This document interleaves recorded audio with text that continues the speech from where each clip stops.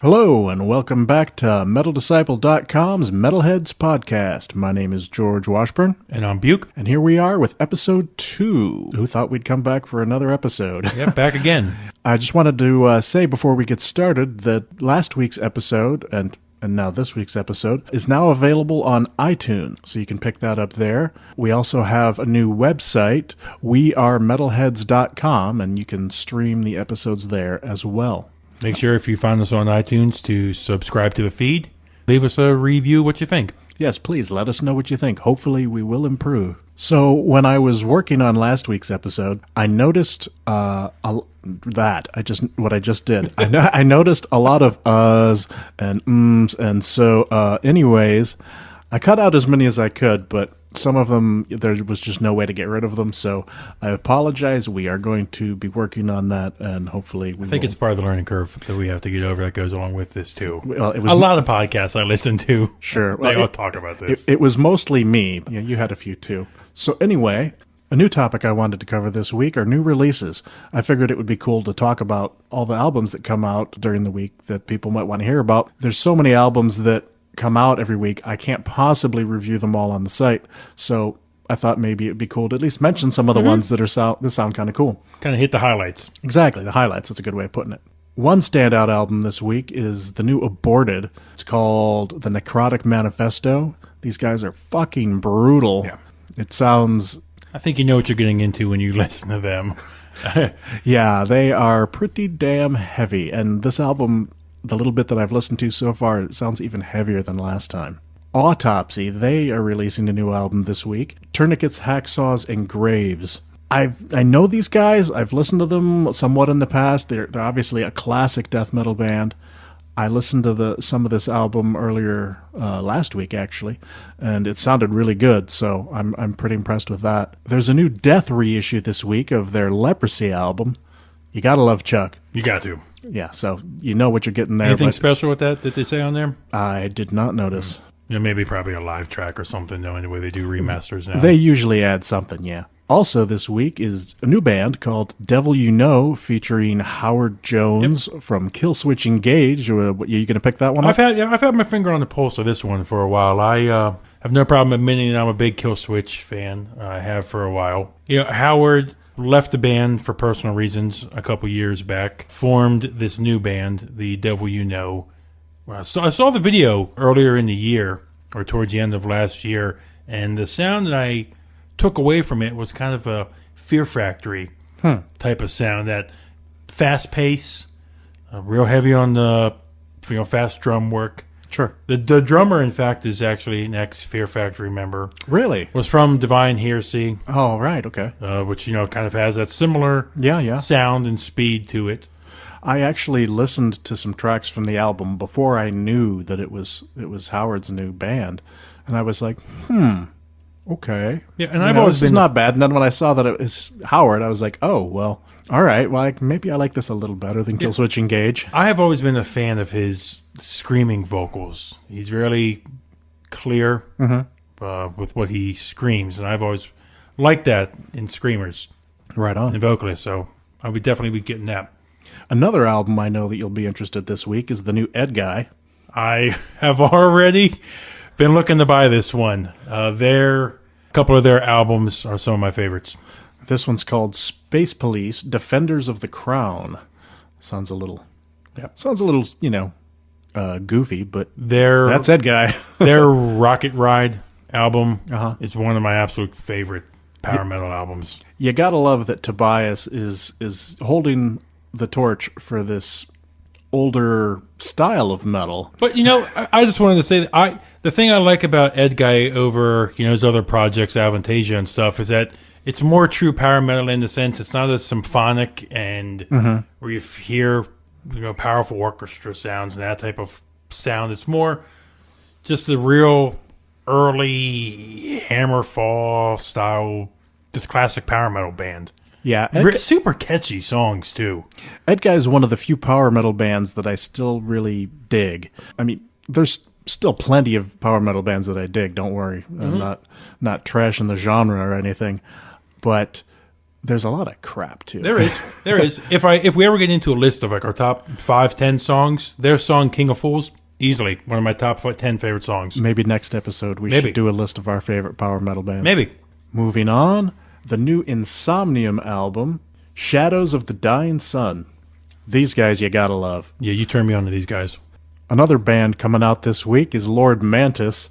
You probably haven't heard those guys, but they're pretty harsh death metal stuff. I heard their last album, so I'm curious to see what this one will sound like.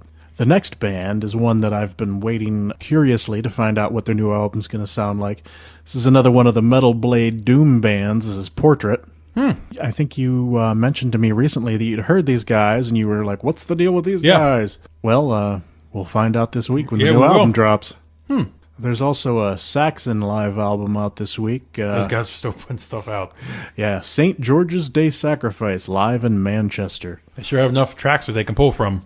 Yeah, I've never been a huge Saxon fan, like from back in the day. When I first heard Saxon in the mid-late 80s, it didn't sound like Metallica or Megadeth, the bands that I was getting into at the time, and so I wasn't really into it. I was like, meh, okay, I get it, they're new wave British heavy metal, whatever, but not for me.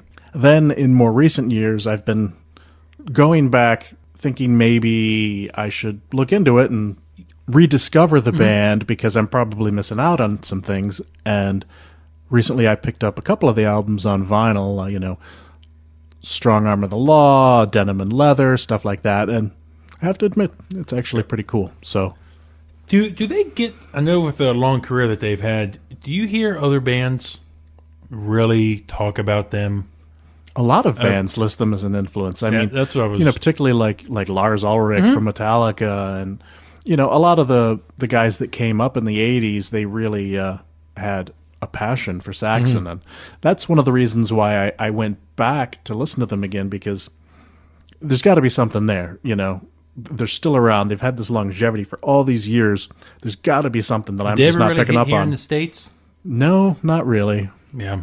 The final album that I'm going to mention this week is the new Whitechapel, Our Endless War. I know these guys are a band you like. Yes, I do like these guys. Just your standard issue.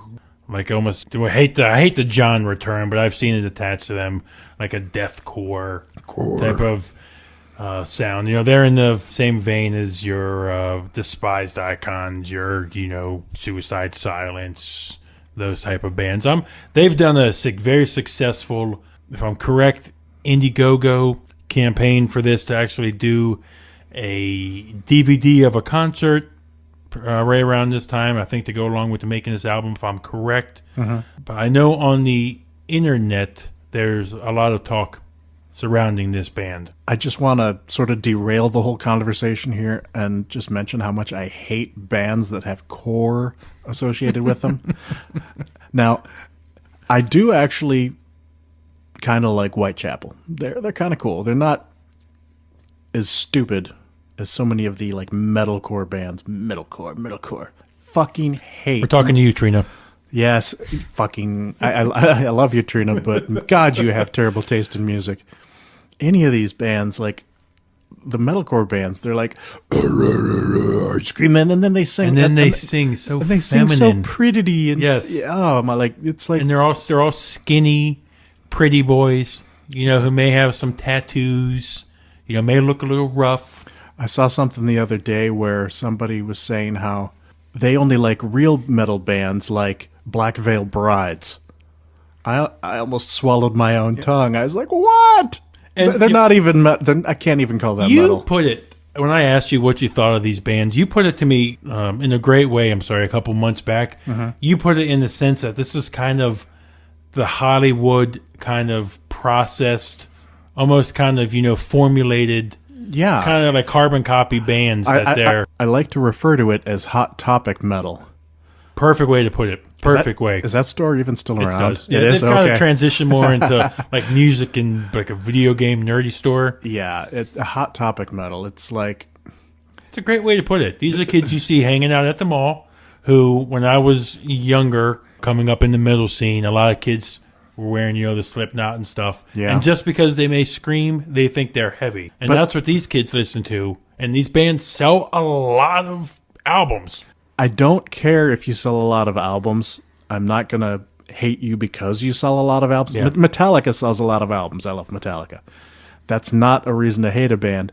But the fact that it feels so geared towards selling albums, these kids, they want something rebellious and aggressive, but they need that catchy vocal hook in the chorus for them to be able to like the music at all. And it's a great way to put that. Because, you know, when you even hear the chorus and the singing in the chorus, and I know this is not Whitechapel where we started with, right? But the singing in the chorus is a very feminine sounding male. It's very generic. Very. It's so bubblegum pop. I don't care if you have clean, you know, going back to Ed Guy, they have very catchy, clean vocals, but it doesn't sound fake. And that's what these metalcore, deathcore bands, I mean, deathcore maybe not. The deathcore probably doesn't have clean vocals. Mm-mm. And so like Whitechapel, maybe I like them, maybe I don't. But anybody that's metalcore, like, what's another one of those bands? Vampires Everywhere.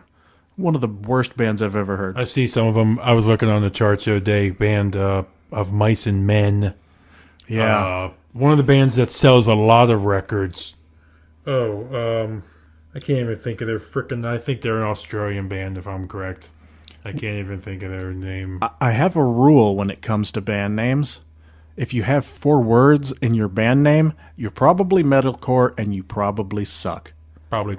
There are, of course, exceptions to this, but it seems like most of the metalcore bands have 4 words in their name, and when I listen to them, I just don't like it. Mm-hmm. It just seems so fake and cheap. So not metal. Totally agree. I have a lot of not metal rants that I could go off on, like the fucking Deftones. Why do they keep showing up on best of metal lists and year-end lists, and they're not metal? I think it goes back to that same point that if you throw in screaming, because that's edgy. Do they scream? I haven't listened to them since like their first or they second album. They do. I will admit, when I was younger, they're around their Fur album with My Own Summer on it. I thought they were like a Korn ripoff. Back in the day, yeah, kind of around. That's enough similar. for me. I mean, yeah, you know, whatever. But it was just that edgy. You know, that's I think what get kids. Kids think it's metal or think it's super heavy if they scream, if they're harsh, and that's what a lot of those bands do. Yeah, well, but they also, because you see a lot of females attracted to those type of bands, and a lot of the artists again aren't your metalheads. You know, your classic big guy, long hair. You know, these are your skinny, maybe 120 pound, sopping wet band members who have pretty spiky hair, covered in tats. Yep. Who, when they're on stage, also look good to these fans. Not to us. We're not listening to them. Don't care what you look like. I only care what you sound like. Yep. What else we got? Since we're on the topic of bitching about things, why don't we talk about the Golden Gods? Yes. This, oh boy. Revolver magazine. I read Revolver. I have a subscription. What do you think of them? Obviously, if you have a subscription, do you think that they have a place? I subscribe to all the metal magazines. Metal Hammer. All them. I have Metal Hammer, Decibel. I have Terrorizer, I have Decibel, and I have Revolver. I get them because I like to, you know, because of what I do, I have to keep on top of what's going on. I need to know all the new music. I need to know all the new news. So I get all these magazines. I have to say, of the 4, Metal Hammer and Terrorizer, the British magazines are by far my favorite. By far. Decibel's pretty good. I mean, Revolver's usually okay, but like Decibel and Revolver, sometimes they pander to a little bit to this stupid American bullshit metal. There we go. That's what we're talking about. Yep, those bands, just like we were talking about. So it doesn't surprise me that the Golden Gods turned out the way they did. Mm-hmm. But honestly, what the fuck were they thinking? Now, forgive me here. I should have maybe done a little more research. I don't know if this is their second or third year. Oh, it's maybe fourth. Oh, it's got to be at least. I mean, maybe 3 or 4. It's not, you know, we're not talking 10 years here. I don't think so, but I mean, Dio was alive when they were doing these. Yeah, because they got like a Lifetime Achievement Award or something like that. So I just wanted to go over some of the highlights to this and get your input on some of these. Lowlights, you mean? First off, the big The show started with Marilyn Manson doing a surprise intro of Slayer. I dig Marilyn Manson. Well, I dig like first 4 albums or so of Marilyn Manson. You don't dig the weird fat Marilyn Manson that he is now? Not so much. He's a little too weird for me these days. His music's not as interesting as it used to be, but I still respect the man. Not entirely metal, he's kind of his own genre almost, but I respect him, but I'm okay with him being at the Golden Gods. So Slayer came out, I should say, I think right before this show happened, the award ceremony was announced they had signed to Nuclear Blast. That's right. I was surprised by that. I mean, Nuclear Blast is a great label. It's a pretty big metal label, but they've always been on, bigger labels. And did I see that correctly, too, with speaking about new labels and albums? Was there a new record going to be the first one produced without... Jeff Hanneman? Oh, that. You mean Rick Rubin? Yes. I hadn't read that much yet. I thought I may have seen that. I thought I saw that with their last album. It makes sense. I want to bring up, since we came onto this topic, I wasn't thinking this ahead of time, but what do you think about Slayer without Jeff Hanneman? Is it okay?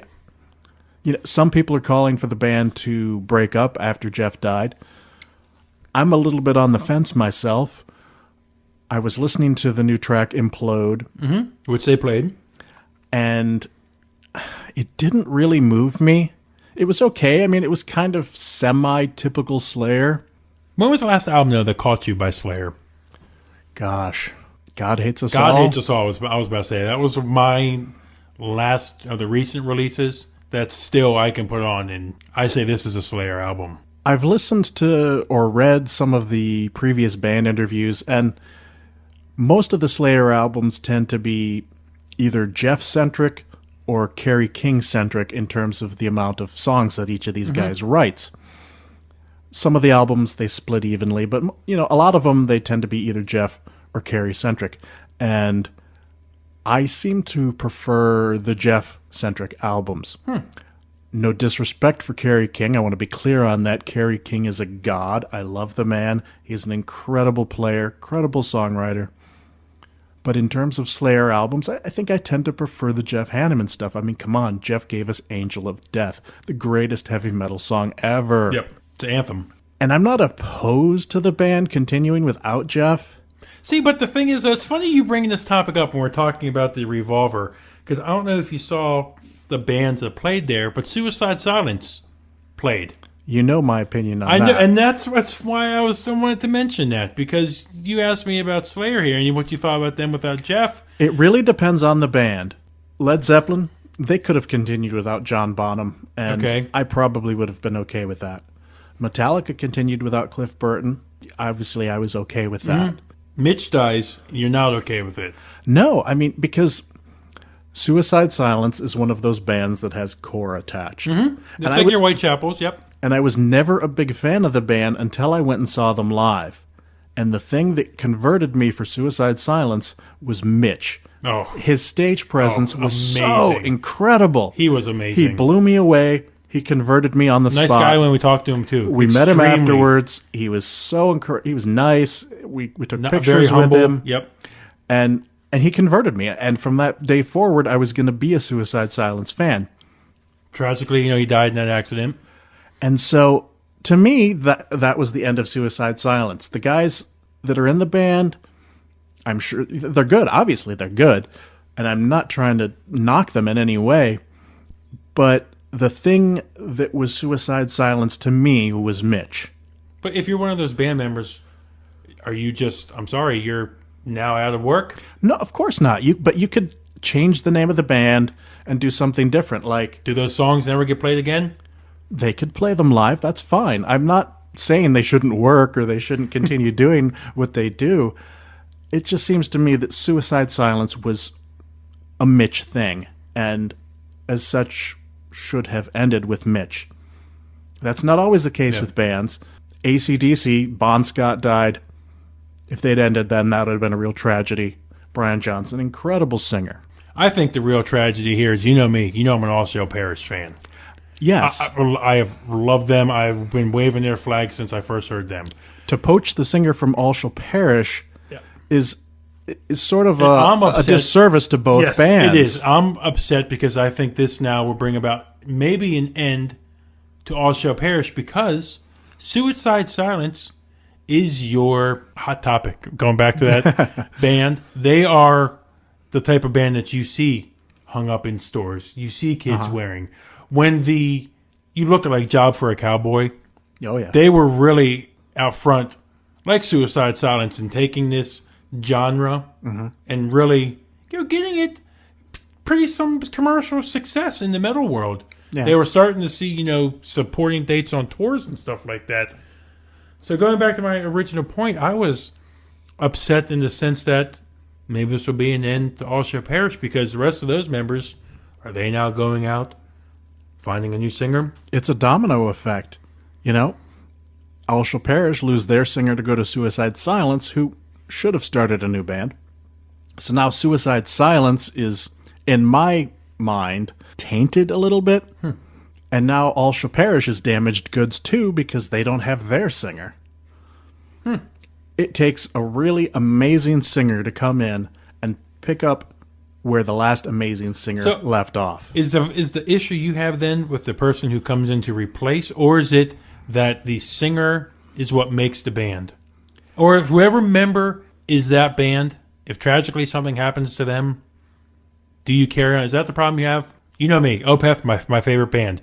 Mike is Opeth. I'm pretty sentimental. So time will tell whether the All Shall Perish guy going to Suicide Silence will perhaps be a brilliant idea. But for the moment, that's the way I feel. Until he proves to be far superior, or at least as adequate as Mitch, that's the way I'm going to feel. Okay, if you're 3 or 4 albums into Anthrax and Joey passes away. Anthrax is a very interesting topic here, because Joey Belladonna left Anthrax and John Bush left Armored Saint. I'm a big Armored Saint fan. I am not a John Bush with Anthrax fan. Did not like any of the John Bush material. You've always said that. Not because I have anything against John Bush. He's a great singer. But it just was not Anthrax. The thing that made Anthrax Anthrax for me was Joey Belladonna. As soon as Joey came back to Anthrax and they released the latest album, I was back on board. It was 20 years disappeared, and I was a fanatical Anthrax fan again. I see where you're saying. So going back to the show itself, the awards. We did kind of get derailed from that, We didn't did, we? but it was good because Suicide Silence did play Okay. at the show. It was marred by a bunch of technical difficulties, apparently. Apparently. But they did play. So I want to get your opinion on some of these awards. And I just laugh looking at some of these. The Best Vocalist Award. I'm going to say this wrong. Josh Homme of Queens of the Stone Age. Oh my God. Like, when did they become metal? The Revolver Golden Gods Best Live Band. Rob Zombie. Can I just derail us again for a second? I have a great respect for Rob Zombie, particularly the material he did with White Zombie. I enjoy his directing of movies. I liked his first 2 solo albums. I haven't cared for much of anything that he's done in the last decade. And the one time that I saw him live, this was with White Zombie, so it was a while ago. Was it Ozfest? No, it was actually White Zombie and the Ramones at the Palace of Auburn Hills in Michigan back in the day. He sounded horrible. I couldn't stand it. To me, he was always like a Alice Cooper on stage. More kind of like the stage show. Well, yeah, but Alice sounds amazing. Alice sounds amazing. Alice Cooper is one of the greatest live shows I've ever seen or heard. Yeah. So, granted, I haven't listened to Rob Zombie in a long time. I mean, live. So maybe he's gotten better. But that was a surprise to me. So you would consider Revolver a metal magazine, right? They cover metal bands? Sure. Okay. The award for most devoted fans in metal. Okay, first of all, what the fuck is that award? In this digital age, maybe the ones who tweet the most or the ones who post the most Instagram pictures in their band shirts. I don't know. It's high school. It's a popularity contest. The most devoted fans, Avenged Sevenfold. Whatever. Best New Talent, 12-Foot Ninja. Okay, don't even get me started on these guys. After I saw this, I had to go back and listen to another song by these guys just to be sure I knew what I was talking about. Not metal at all. And they keep playing them on Liquid Metal. Jose, what the fuck? I can't stand him, personally. I like Jose. I think he's kind of cool, but I don't understand some of the bands that he puts on there. He's all like 12-Foot Ninja, and I'm like, wait, did I hit the wrong channel? What is this? This is not metal. They sound like great musicians. Yeah. Not my thing. Metal. Not metal. Just like how Deftones is coming up on Liquid Metal. I really think we need to add a section to this podcast called Not Metal. This is your Not Metal Band of the Week. I'm going to skip over this next award because that's the real point I wanted to bring this up. The Paul Gray Best Bassist Award. I didn't see that one. Goes to Chris Cale, Five Finger Death Punch. Okay, Five Finger... I've liked them in the past. I actually have to admit I haven't heard their latest double release, so I can't really make too much of an opinion on that. Obviously not one of the more extreme metal bands, but it definitely a more commercial sounding, appealing band. But still, okay, I can deal with that. The best film and DVD was Pierce the Veil. Okay, prepare for me to go off. First of all, who the fuck are Pierce the Veil? Don't ask Who's me. that chick that sings for them? Award winners. It sounded like a girl to me. And correct me if I'm wrong, but didn't Metallica release a film last year? Yep, we went out and saw it. How is that not going to win? I thought Through the Never was amazing. Over some band release. that's not even metal. Not metal. This was a full, multi-million-dollar full 3D theatrical release in theaters. And it blew both of us away. Yes. My wife even joined us. She loved it. We've since watched it 4 or 5 times at the house. Yep. We still love it. It's a great production. It's a great production. And to lose, were they even... I guess it's not a nominated kind of thing. It's fan voting. Is it fan voting? Yeah. What? Who are these people that are voting? No. They're not even a metal band. In all of metal, again, the fans voted for Revolver of metal bands. The best metal drummer, according to Revolver fans and readers, Aaron Ilje of Avenged Sevenfold. Okay, how about your Genes? What's that? How about your Gene? Oh, Gene Hoglan? Yeah. Of course. See? These guys. Again, Avenged Sevenfold. Dave isn't even in the running. Avenged Sevenfold is a band that has converted me over the years. I know they're not true metal, but they do some cool stuff for a more commercial Hot Topic type band. I don't want to insult them in any way. I dig what they do. It's cool that somebody is bringing a heavier music to the masses. And this is a new drummer, is it not? Because Mike Portnoy was playing with them before. After their original guy, I think he died. Yeah, he died. Mike came in. Rev. Yeah, Mike came in, filled in for a while. When he left Dream Theater, he came in, filled in for them. I thought he may have stayed because the commercial success that Avenged Sevenfold sees. They didn't want him anymore. Yeah, they didn't want him. So he left. This guy comes in. So in a way, it's kind of cool that the new guy's getting some recognition, but come on. There are metal drummers, like you said, Gene, Nick Barker. I don't know if Nick's done anything in the last year, but Dave Lombardo. That's what I said. Anything, yeah. There are some drummers out there who just, you would think, seem hands down to win. So what's next? The most metal athlete. This one I don't have. Sorry, Song of the Year. Five Finger Death Punch, Lift Me Up. Never heard it. So lift me up and turn me. Oh wait, that's Yes. The most metal athlete, Josh Barnett. This one I don't have a problem with. He's a mixed martial artist. He always wears a bolt thrower shirt. Who is he? He's a UFC fighter. No. Oh, he's not even a metal guy.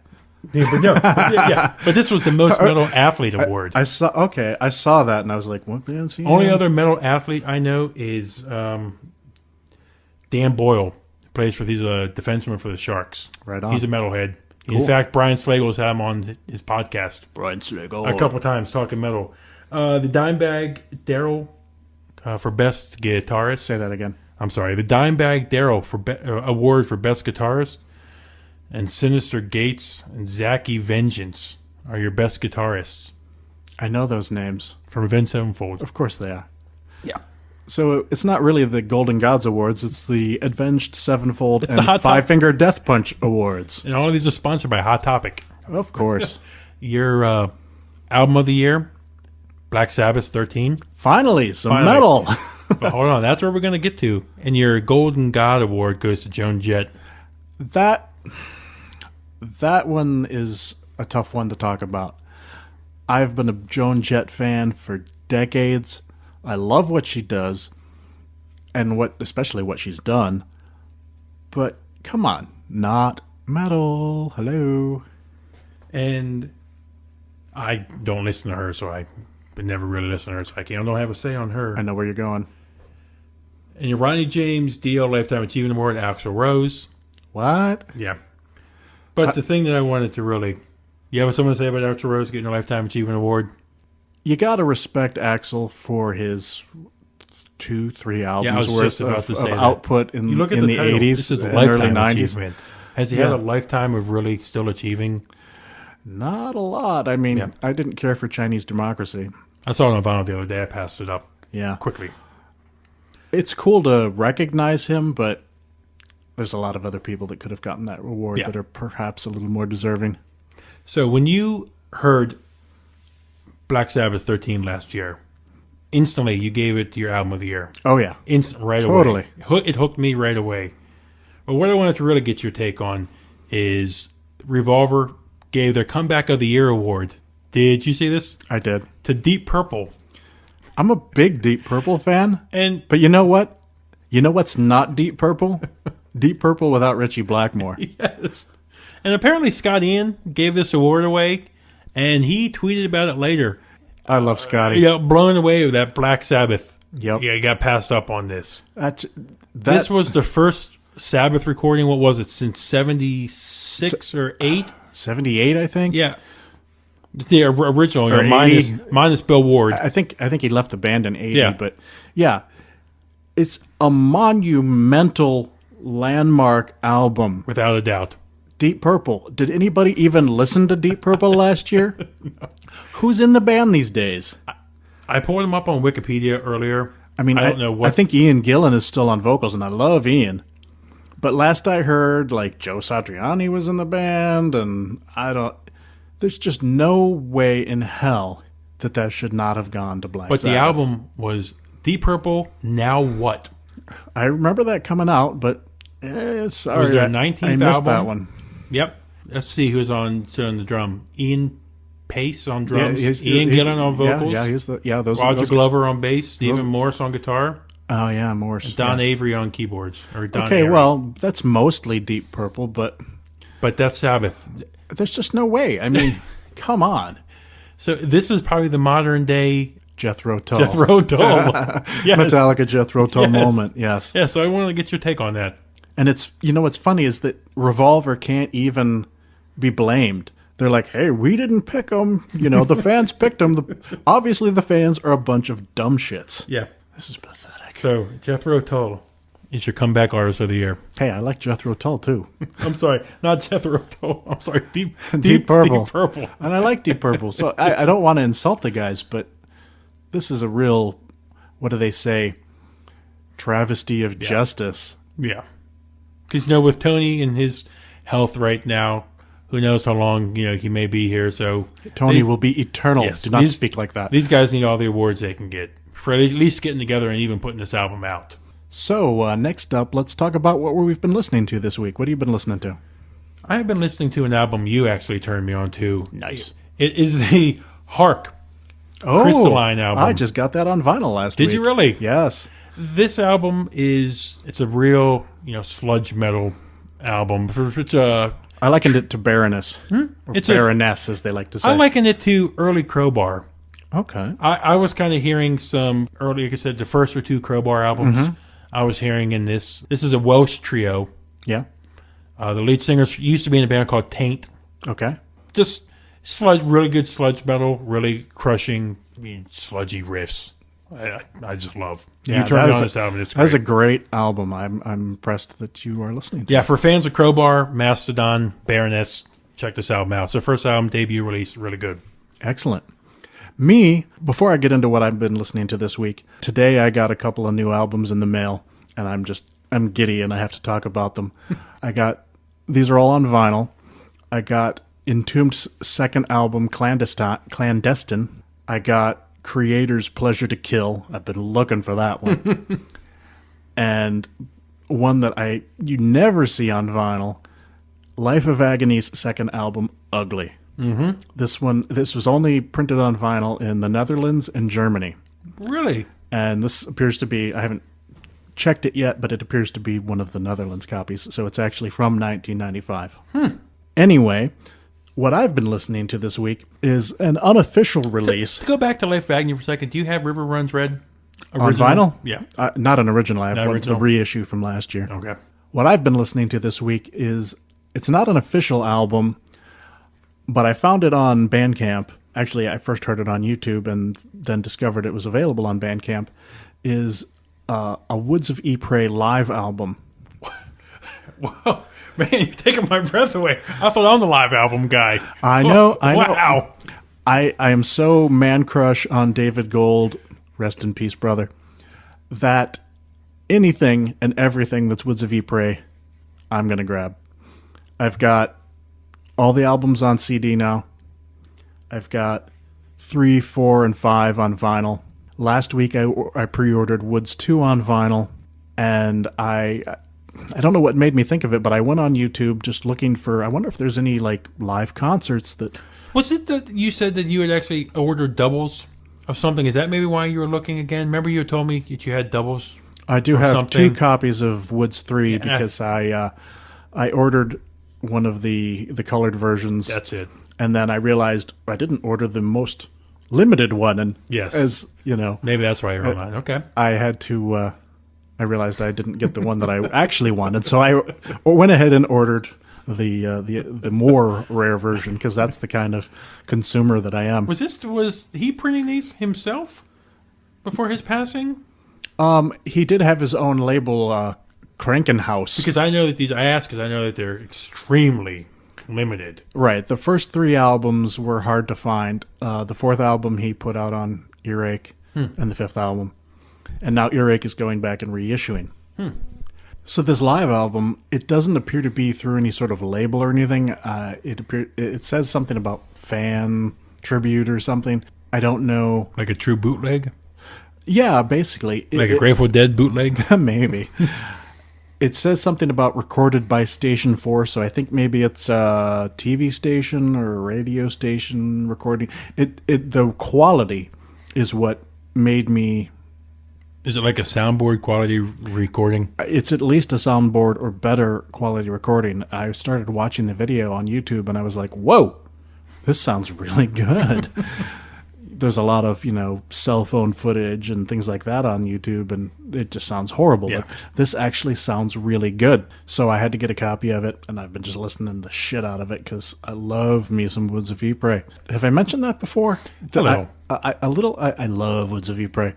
I'm so sad that there's no David anymore, but what are you going to do? After you and him had your little tiff, but that's a story for a different episode. Actually, well, I won't go into it too much, but the last couple days I was feeling rather sad about No More David, and I went back through my email looking for the last Twitter exchange we had. If you look at his Twitter feed, it's there in his last couple months. Yeah, I couldn't find the emails, but I did favorite those emails, the Twitter exchanges, and I went back and read them, and I'm like, I'm such an asshole. The last time I talked to him, he was mad at me. He died mad at me. He did. And that just breaks my heart. But what are you going to do? Some things you can't take back. Yeah. Fucking... What the hell was the name of that bit? Junius? Yeah. Fucking Junius. Fucking Junius. Sounds like Coldplay singing metal tunes out of tune. And you'd send another tweet out right now if you could. Yeah. So, last week We talked about Record Store Day. Yep. We talked about how you got a turntable Yes. in your first vinyl. Yes. It's been a little over a week Yep. now. How is vinyl treating you? So I went home that day, installed it, sat down. First album I played was the Rainbow live album. Yeah. And, I have nice speakers. I have nice Martin Logan speakers. I have nice electrostatic speakers. Probably sounds a lot better than mine. I go home, I put on the Rainbow live, and you always had told me it's a warm, full sound. So I was expecting nice, Yeah. but I wasn't expecting what I got. Totally. It sounds, I know I always say this about live albums, that they capture the concert itself. Sure. But it never captures really the sound of it. It's hard to describe right now, but listening to that vinyl record, my first one really in my lifetime, captured. The sound is so full that it instantly hooked me. Yeah. Instantly, just the clarity of it, every tone. Clarity is a good It's word just to it's just a describe it. full, warm sound. To me, it almost sounds like they're playing in the room with you. That's the best description I've heard of it. Yeah. I have enjoyed the sound from that so much. The Opeth Watershed Record Store Day exclusive, I haven't even listened to that yet. Wow. Just because that live album sounds just like you said. It sounds like they're 10 feet from me Right. playing. So is it safe to say that you are a fan of vinyl Yes. now? That's why I have gone out and procured a couple more vinyl Right records. on. What'd you get? I recently got Deep Purple live in Japan. Deep Purple. Yeah, comeback album of the year. That's one of the critically acclaimed live albums. I've got that one too. It's incredible. I got, look at this. Wow, if we only knew what topics I'd bring up for this podcast. I got Black Sabbath's third Hell yeah. Which I know you got. Album of the year. Yeah, Yes. I pre-ordered that. Yeah, it was your motherfucker. product you got. Yeah, Yep. you gotta. I got British Steel Judas Priest. and Oh, before we move on, I have to. I don't know if you heard it. They posted a new song from the new I saw album. that. I didn't hear it. Redeemer of Souls sounds like a It's their first one without KK. on. Yeah. Yeah. I gotta admit, I didn't care for the last two albums that much. The Nostradamus. Nostradamus and Angel of Retribution. Not as good as the earlier albums, but this song, maybe I'm just being overly excited and Maybe your expectations are optimistic, okay. but it sounded pretty good. So we'll see how it turns out. Anyway, moving on. So I'm hooked on vinyl. Hell yeah, man. Absolutely hooked on it. Right you can on. go out and I find myself checking eBay all the time for Yeah. what's out there. This makes me very happy. Buke goes to stores with me and sits there patiently while I dig through bins and I buy all this vinyl, and he doesn't get anything out of it other than my Seeing your happiness. Yep. seeing my happiness. And how altruistic is that? You gotta love it. So I'm happy that now when we go out, you'll be able to get something out of it too. Yep. I will have to broaden my horizons more, which I don't do right now so much with music. But since, a lot of metal is hard to come by on vinyl as it is, original releases and stuff like that, I have to broaden my horizons more with. That's good. And I've heard that jazz albums Oh yeah. sound excellent. I've got a Miles vinyl. Davis one that I picked up recently, kind of blue. Great. Yeah, I've heard jazz sounds amazing. So I'm hooked on vinyl. I can't thank you enough for turning me on to it. You're welcome. So there's another topic that I wanted to start covering regularly on the show. I thought it would be cool to talk about a favorite album that we have by a particular band. Great. Classic bands, what have you. And the one that I chose for this week is such a huge band with such a catalog, I decided to go with our top 3 albums by this band. And once you sent me for me to start pulling my answer for this question, I really got excited because since your knowledge is decades longer than mine, Mine's longer than yours. We have it on record. Yes. You have so much more to pull from. Yes. I like getting your input because I think I'm going to surprise you. And I think I may too. I think my number one is really going to surprise you. But I think it's not going to surprise you once I say it because you know us driving in the car and listening to so much music. When you know, I think my vocal stylings I like in singing and stuff, I think it might not. So you want to go first? Or you want me to go first? I'll go first. Yeah, you want to go first? Go ahead. Well, I mean, feel free. I will go first. All right. How about that? Fair enough. My number 3, I put down Peace of Mind. Hell yeah, that's one of mine. The Trooper, Die With Your Boots On. You can't go wrong. It starts out, where equals dare, Revelations. Yeah, that is. I didn't actually rank my top 3 like 1 favorite, 2 favorite, 3 favorite. These are ranked for me. Right. For me, I didn't actually think about it. I was just like, these are in my top 3, and Peace of Mind was one of mine. It was actually the first Maiden album that I got on vinyl, and every song on there I love. There's some deep tracks on there, maybe. Yeah, I guess you call them deep tracks. Songs like To Tame a Land, Sun and Steel, Still Life. Those are all incredible Maiden tunes. You don't hear them enough, but every song on that album, and obviously Revelations, Die With Your Boots On, The Trooper, you can't go wrong with this album, so I'm with you there. My number 2 is the one you first gave me. The first Iron Maiden album, you said, start with this album. Sure. This is your introduction to Iron Maiden? I bet I know what it is. Power Slave. Power Slave. Yeah. That's Aces High, 2 Minutes to Midnight, Power Slave. Rhyme of the Ancient Mariner. Rhyme of the Ancient Mariners. One of, if not my top Iron Maiden song. If I had to pick a top, Power Slave would be mine. This is my other. You've got two. You've got me 2 for 3 here. No. Power Slave was my first introduction to Iron Maiden. I bought this album in 1984, 30 years ago. I was 1. When it first came out, I bought it. I was like, holy crap, Iron Maiden. Let me say that again. I was 1. You were 1. So George has me beat. He knows his metal. I am old. Yes. I am, what do they call it on that Ian Christie show? Graybeards? I'm a graybeard, literally and figuratively. What do you think my number 1 is?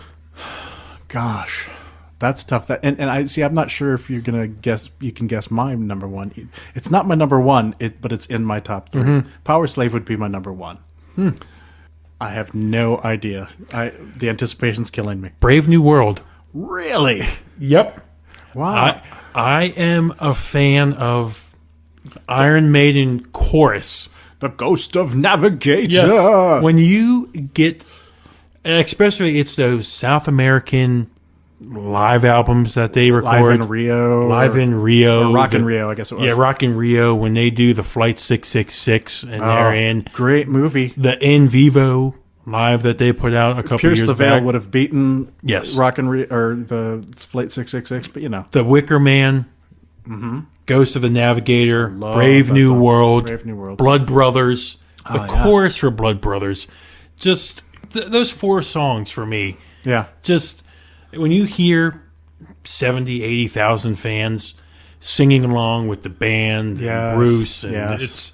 It's amazing. And that was Bruce's return back Yes. to the band. Yes, that was awesome. I was so happy that he came back. Wasn't that their first album as a 3-piece? 3-piece. They were never a 3-piece. You mean with 3 guitars? On 3 guitars. Yes. Yes. Yes, with both Adrian, Dave, Yes. and Yannick. Yeah. Now I want to ask you about that. Do you think that's too much? Hell no. Of course not. More Maiden, more guitar. You can't go wrong there. Exactly. I'm a fan of all 3. So, out of the Silent Planet off that album, that to me is my number 1 Maiden album. Right on. So do you have any guesses as to what it's not my top Maiden album, but it is in my top 3 guess. Knowing You being see, this is where I'm in a battle. If you're a Bruce or a Paul guy. You know where I'm going I with know where this. you're going. Is it their first or is it Killers? It is their first. It is their first, really? I have to include Paul Di'Anno. I'm such a fan of Bruce Dickinson. I mean, he makes the band for me, but you can't ignore Paul Di'Anno. And Yeah, it's kind of a toss-up between the first album and Killers. But for me, the first album, it's got Running Free, which Killer song. I love that song. And you cannot beat Phantom of the Opera. Oh. Epic, epic song. Is there not a Maiden song in any album that you can just like you said, Running Free, instantly you get the chorus in your head. Yeah. Yes, you get the song in your head. I'm running free. Yes. Oh, do we have to pay for that for me singing that? Probably I don't know. not. But every Maiden song is like that. And then, it's got Charlotte the Harlot, cool song. But the live staple song, the title song from the title album from the band, Iron Maiden. They close out every show with that song. It's cool. I mean, it's like the Manowar doing the song Manowar in their shows. It defines the band. And so, yeah, if I'm going to pick top 3 albums, the first Iron Maiden's got to be in there. The reason I didn't pick the first 2 Maiden for me is I guess that's not the Maiden that Bruce Right. turned Maiden into. Sure. The singing styles on those 2 are Vastly different. Bruce, brings that Dio style operatic, vocal stylings out there that. Sure. I mean, off the top of my head here, top 3 metal vocalists all time. For me, Dio, Dickinson, Halford. Mm-hmm. You can't go wrong there. Yeah. So, I guess I didn't go with those first 2 because while there's great songs on both of them, that's not the Maiden that I'm... Sure. I mean, that's why I decided to go with 3 for them, because there's so many albums, and I wanted to include Paul. Mm-hmm. If I had to only choose one, it would obviously be Power Slave. Would you ever start somebody with those first 2 Maiden albums? No. I mean, no. You got to go with Bruce. Yeah. I love Bruce. Everybody loves Bruce. Bruce is the way to start. But you cannot forget Paul Di'Anno. He is the man. He started with Maiden. Check him out. Yes. So, in the news lately, we've been hearing about a new release from a particular band that I know you care for. A little band called Opeth. Yes. What are you thinking about this new release that is coming out here in another month and change? They've already titled it Pale Communion. Pale Communion, yes. I say there to gather my thoughts because I want to be accurate with this, is that I'm an Opeth fan, number 1, more than any other band. I love anything that Opeth puts out. Sure. I think they are slowly changing the metal fans that have followed them. Evolving. Exactly. I think you look back to the reception with Damnation, and you and I were both on Record Store Day listening to the Metal Sucks podcast. Yeah. When Michael. When they interviewed Michael, and he came right out and said, again, another album, no growling vocals. And the metal fans were sad. Yeah, they were. This is now the 3rd album in a row where they have moved on. I just got Heritage on vinyl the other day, and I was playing it, and it's cool. It's great. I remember I'm not too put out by the fact that he's not doing harsh vocals, and I'm really curious to see what the new album's going to sound like. I remember the last couple of times I've seen Opeth live. I think 14 or so times. Wow. The last couple of times Opeth came around, you didn't want to come see them with me. Not because I don't like them. It's just you've seen them. I've seen them a handful of times, and there was no reason to go see them. The last time again. we saw them, they toured with Ghost and Mastodon. Mm-hmm. And I remember you distinctly telling me after they played a lot of the Heritage album. Yeah. You turned to me and you said, that was heavy. Yeah. It's not like they're not heavy. It's just the vocals are not harsh. And Mike's got a great, clean voice. Mm-hmm. So honestly, if you're a fan of the band, I can't see why you'd complain. And, I'm glad you brought this up because, the Metal Sucks guys got to discuss this, but I really wanted to get your opinion. Is it fair for fans to be up in arms about this? Because this is, if you're at that T intersection, you have growling vocals on your left, clean vocals on your right. Opeth didn't try and maybe sit at that stop sign for a while to try and find the middle road. They went about as far right as you can go. Yeah, but let me tell you about another little band you may have heard of called Metallica. They have been dealing with people complaining about the things that they do on each successive new album for years. Like from the guy talking right now? I am guilty of... I don't judge them. During our times as best friends, I've heard you say fuck Metallica a couple times, though. Who likes Saint Anger? Come on. It was a horrible album. Horrendous. But they have since recovered from that. I thought Death Magnetic was great. Amazing. I didn't like Lulu, but I respect that it was something they had to do. From a creative standpoint, I respect that they wanted to play with this guy, and turns out they were the last people to play with this guy. I didn't care for it, but that's not because I don't like them. It's because I've never been a big fan of... You talking about Lou Reed? I've never been a big fan of Lou Reed. He talks more than he sings. He doesn't sing at all. He talks. So, whatever. I can't fault them for doing what they want to do. They've done everything else. They've played in Antarctica, whatever. And the same thing with Opeth. Fans need to understand that Mike wants to play what Mike wants to play.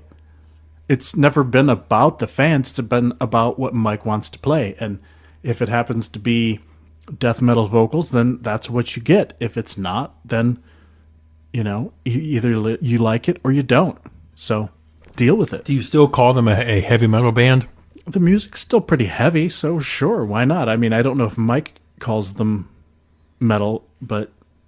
I mean, he's very... He has been very outspoken on the fact that he's a fan of 70s rock. Prog rock. Yeah, prog rock, yes. And that's what he's, trying to reproduce. Sure, but even in that last interview we heard, he doesn't say that he doesn't not like metal. He still enjoys death metal. He just creatively, that's not where he is. But he feels like he's played it out and he can't think of new ways to make it evolve and move on. What you have told me in conversation many times, that death metal kind of stagnant right now. It is very stagnant, and he doesn't feel like he can contribute anything different. New. Yes, yeah. I love death metal. There's a lot of classic death metal albums that I enjoy, but right now, it's just like, remember, I think the thing that got me the most in that interview that he conducted is, remember he said, "What are you going to do? Make it faster." Right. You're gonna scream more. You're gonna play the guitar faster. You're gonna do exactly. There are a few death metal albums that I'm like the new Autopsy this week. I listened to that and I dig it. It's cool. It's not innovative. It's nothing new.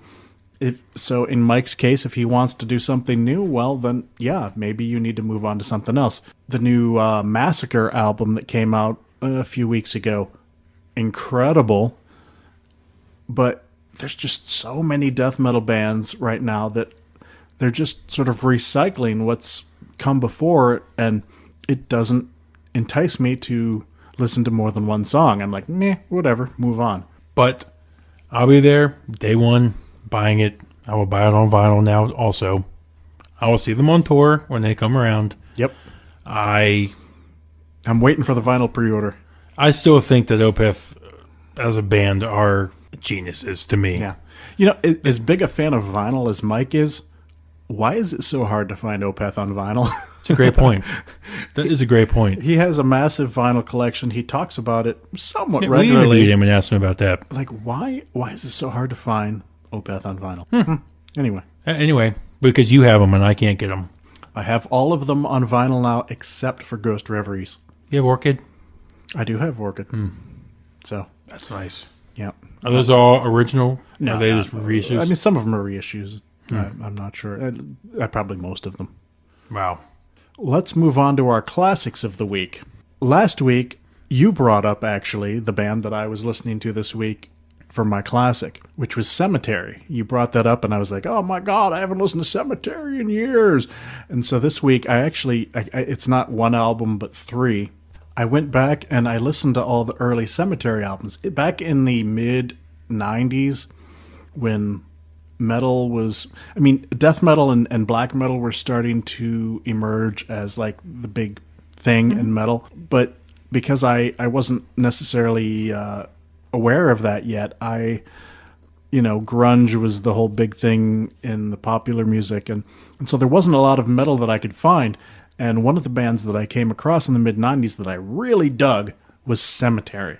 And so I went back this week and I listened to their first couple of albums, and it was like, what do they call that? Memory Lane? Yep. So I have to talk about the first three albums. I'll keep it brief, but the first album, An Evil Shade of Grey. Classic early mid-90s death metal album. Reminds me a lot of Tiamat, or how the fuck you say it. The music is metal, but the vocals are harsh. Great classic album. I've been looking for this one on vinyl. It exists. I have not found a copy yet. Their second album, Godless Beauty. I'm sure you're aware of that one. A little more groove element introduced with this album, but still very early death. Great album. Can't recommend it enough. Third album is the one you mentioned last week, was Black Vanity. Eventually, Cemetery moved in a much more electronic and gothic sounding sound. Yeah. And Black Vanity was the first album to sort of start in that progression, but it's still kind of death metal, some harsh vocals, a little bit of, I don't want to say clean, but not so harsh vocals. You gotta hear this band. I'm sure kids these days coming up probably don't know about this band. You need to listen to Cemetery. Yes. That Black Vanity album is awesome. Yeah. Godless Beauty. There's a song on there called... That Bitter Seed is my favorite song on it. That is a good song. Now She Walks in Shadows is the opening track off Godless Beauty. Killer song. Now she walks the shadows. Now she haunts the night. Yeah. You gotta love it. Good stuff. Cemetery. Check them out. Mine is, I like melodic ballads almost sometime. And this album was a change for this band. It really was released in 1989. And John Oliva, I'm sorry, had kind of taken the band Sabotage in a different direction on this album. Yes. He had they were more a true metal band, before this, with a little thrashier sound prior to this. 1989 came around, and they released their Gutter Ballet album. It's a gutter ballet. I always go back to this frickin' album and that song as a progressive metal album. I'm surprised you didn't go Hall of the Mountain King. That's what a lot of people say to start with. My first the title track to this album, man, I love it. The guitar work, you gotta, is killer.